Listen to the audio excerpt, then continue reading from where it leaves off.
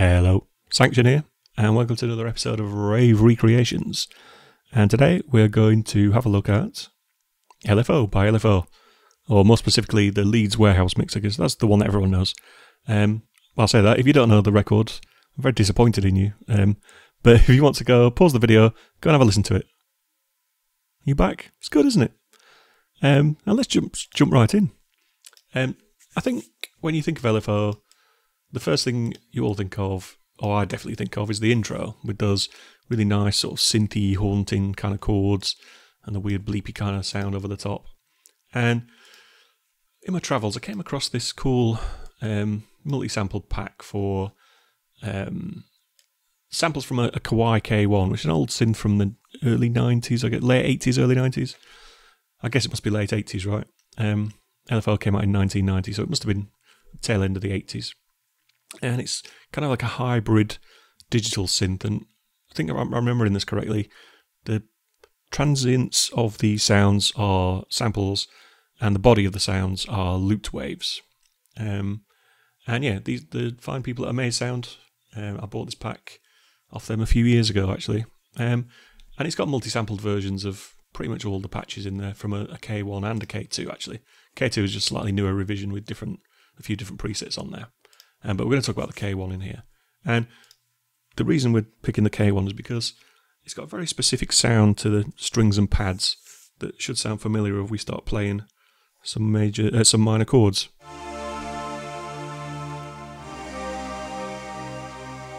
You know, and then we start moving around. Oops. If I could play a little bit better. Or even better than that.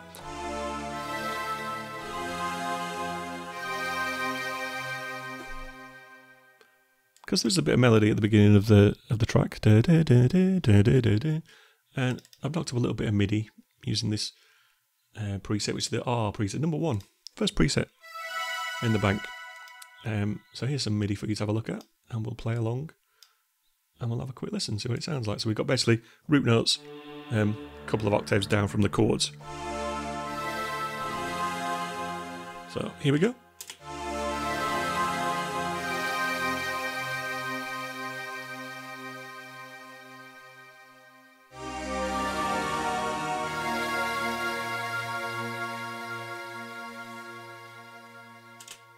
So I think you could play that to someone and they'd say, yeah, that's the strings from LFO, pretty close.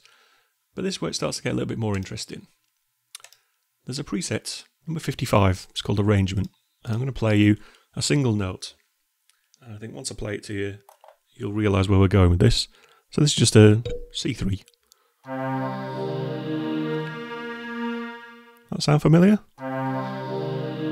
It's already doing the melody, so really all we need to recreate the melody is 2 chords, D minor, C minor, with a root note 2 octaves down.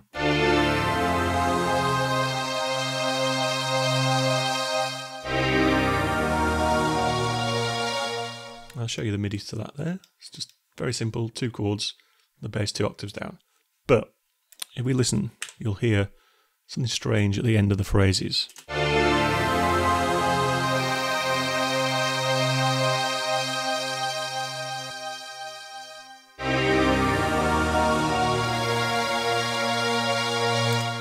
Now, because we're not using a real K1 and we're using a multi-sample, every key or every sample they put in, let's have a quick look actually at their mapping. So yeah, there's quite a lot of gap. It's not a mapping for every key. There's 1, 2, 3, 4, 5, 6, 8 mappings for the whole, C0 up to C8, right? So each one's going to play at a slightly different speed, and also. Once we start getting higher up, higher notes playing faster are going to end earlier than the lower notes, right? So what I've done, I made my own edited version. Let's go here. And all I've done, dead simple, I've gone in, clicked the edit button, set it to time machine, left it on low quality mode. When it's on high quality mode, it changes the sound slightly, it doesn't sound quite right. But yeah, right, the speed down to 80. So now all the samples play at the same time. And 80% kind of matches the timing of the record a little bit more than this is just a little bit fast if you listen to it. As well as the timings overlapping a bit and being a bit strange. I've also just done a little bit of EQ, put a bit of reverb on. Reverb's nothing exciting, just sort of hall kind of reverb with the low end cut off. Quite a big boost up there. It's quite bright, the pad on the record. But now with our 2 chords, D minor, C minor, with a shadowed bass 2 octaves down, here's what we get.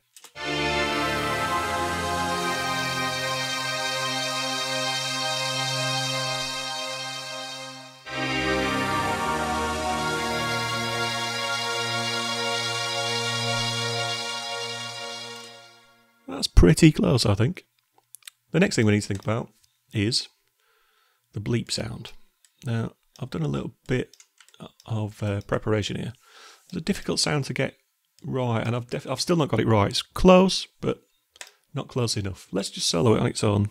I'll show you the MIDI. It's just a repeated MIDI.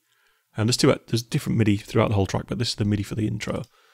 And sometimes it has portamento on, and other times it doesn't. So I've recreated that just by using MIDI overlaps. So when there's no overlap, it plays from the beginning of the wave. When it doesn't, it glides to the next wave. So there's the MIDI, and we'll have a look at the sound. I made it in Sylenth in the end. It's a fairly simple patch, really. And before I play it, I'll just quickly go through what it was. It sounds, on the record, it sounds a little bit like square wavy or triangle wavy, but a square or a triangle don't give you the right sort of thing. I've no idea what synth it's coming from. Obviously something from the era, but yeah, a triangle wave didn't sound quite right, square wave didn't sound quite right. A mixture of a triangle and a square wave on 2 oscillators sounded wrong as well. But in Sylenth, we've got this tri-saw, which is half triangle, half saw wave. And if I just play that on its own, just a triangle saw wave on its own, you'll hear what it sounds like. Let's get a blank Sylenth up, so you know what I'm talking about.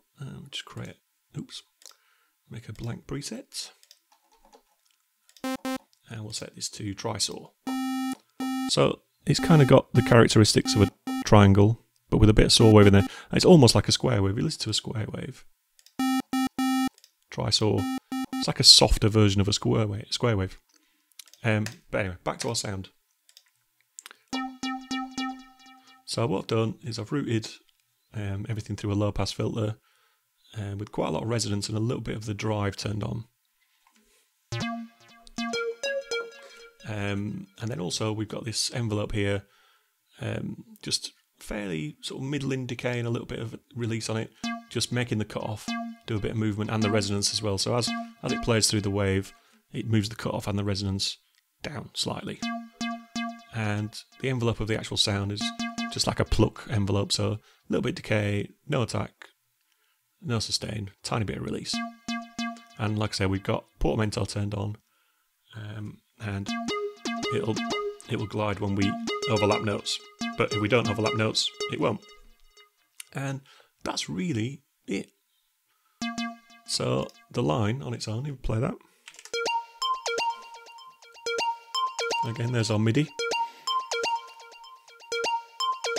And it's not exactly the same as the record, but it's about as close as I wanted to get without tearing my hair out. But when we play those two together, it's fairly close, I think.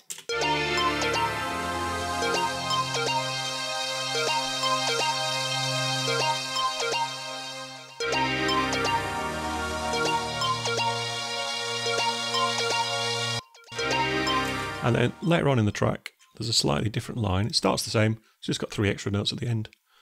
So we'll play that.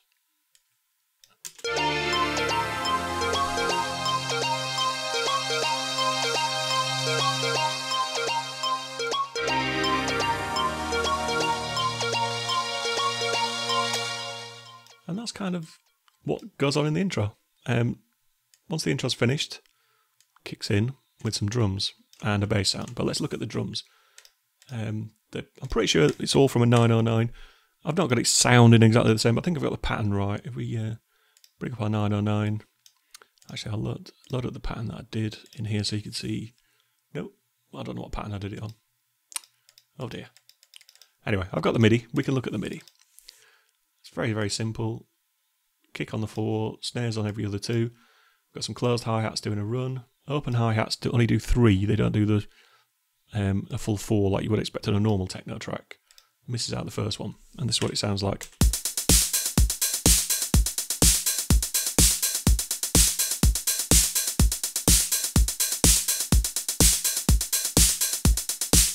So what I did, I just quickly programmed that in on the 909. Like I said, I can't find the pattern that I did it on, which is very annoying. I could have shown you the pattern, but it's very much similar to the MIDI. And then I just dragged the pattern off and converted it to MIDI, and I just re-triggering the sounds. I think there's a tiny little bit of swing on it using the shuffle knob on the 909. In fact, it's so little you can hardly see it, but you see it on that second note there. Tiny little bit of swing on there. So I play that with the strings.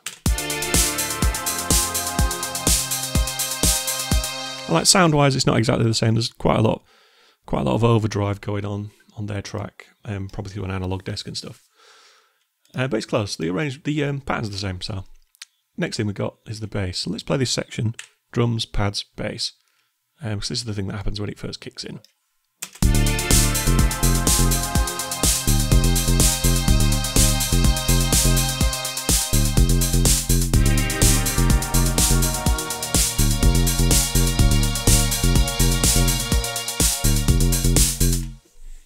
There we go. So let's have a look at this bass sound. Here's the MIDI for it. It's just a repeating line as everything else is in this track.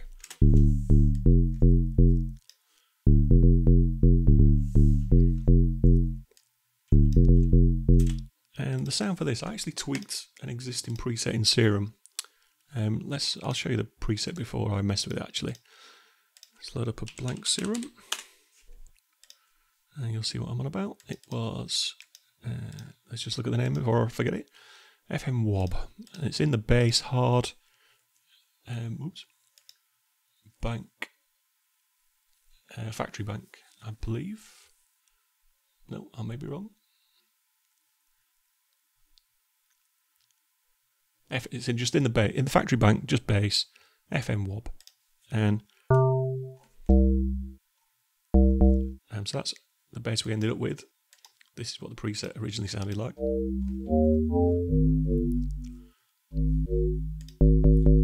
That's all I did. I mean, it's kind of like a donk. It's like a deep donk. And we look at the MIDI again. And it's played quite low down the range. And all it is this waveform here. Well, this wavetable, I should say. I don't actually know, when you look at it, it's kind of like is that a synced waveform? So it like mirrors one half underneath the other half, and as we move through the wavetable, it goes from that to a sine wave. And all it's doing is, if you look at this envelope here, over the course of this envelope, it's going through the wavetable and back. But because I've made quite a short, plucky envelope, by the time it's got about there, 2/3 through, and the sound's off anyway. So, like I say, it's kind of like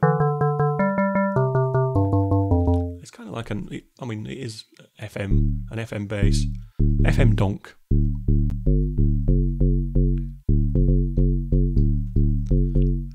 And again, it's not exactly the same, but it's close enough that I think I'm happy with that. And we'll play that section again.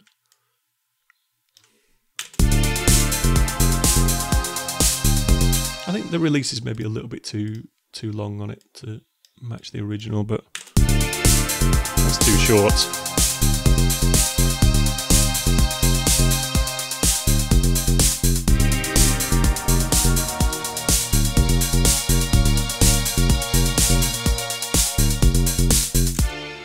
And then after that, it says L.F.O.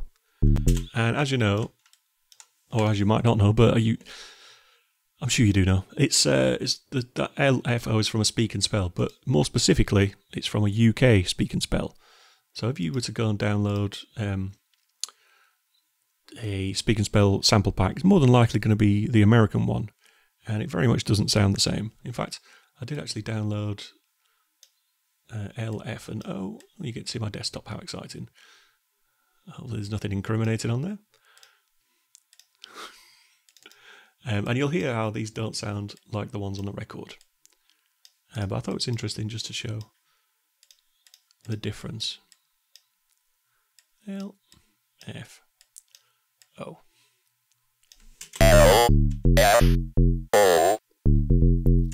But the UK one, I don't actually have a copy of a sampled UK speak and spell, but believe me, It's from a UK speaker spell. Later on, there's a bit of bass that's just a sub bass kind of thing, and also later on the drums, there's like a 808 kind of laser.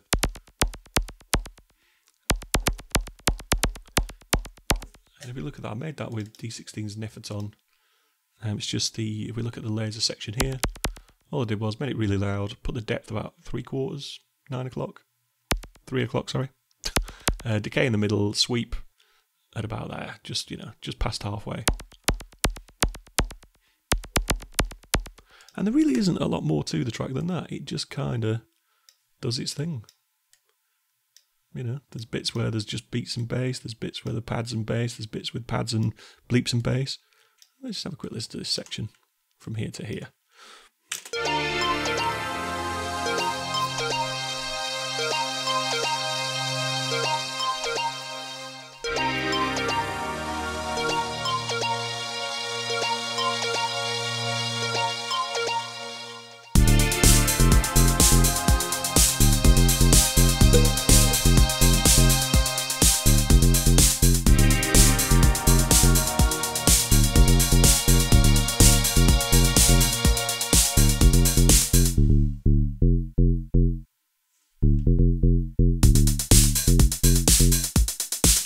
And then later on,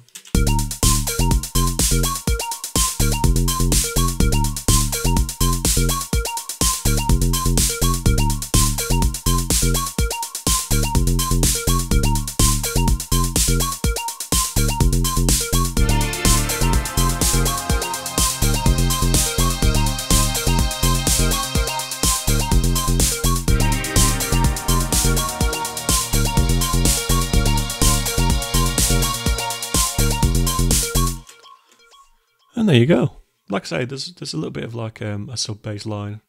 It's just a simple sine wave. Boo, boo, boo, boo, boo. So I didn't bother recreating that. You all know how to do that. And that's kind of it. Kind of simple, but a classic track. And hopefully shed some light on maybe how it was made a little bit. So until next time, we'll see you. Bye.